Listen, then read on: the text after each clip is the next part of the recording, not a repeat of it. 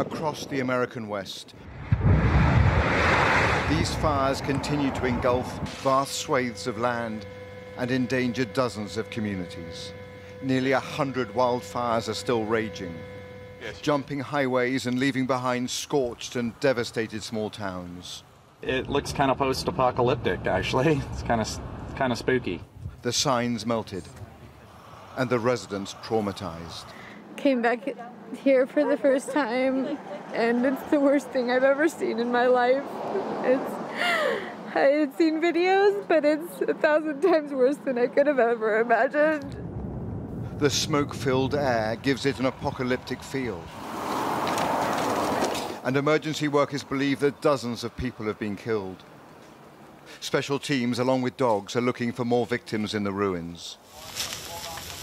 Gusting winds mean that firefighters fear that the blazes they have already contained with controlled burns will again flare up.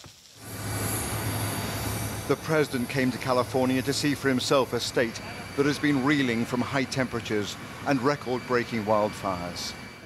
But he bristled when local officials linked it to climate change. Because if we ignore that science and sort of put our head in the sand and think it's all about vegetation management, we're not going to succeed together protecting Californians. Okay, it'll start getting cooler.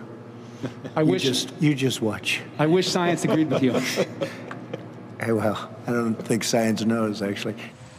If that response will leave Californians and scientists stunned. Just a few minutes earlier, his Democratic challenger said the president's position was shockingly ill-informed. If you give a climate arsonist 4 more years in the White House, why would anyone be surprised if we have more America ablaze? These are interlocking crises of our time. It requires action, not denial. It requires leadership, not scapegoating. It requires the president to meet the threshold duty of the office, to care for everyone.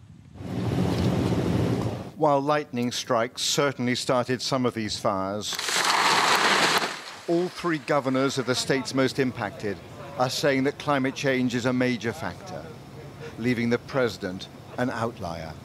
Southern Oregon is one of the most badly affected areas, with some communities still unreachable, and a landscape of ash and smoke left behind as the fires move on.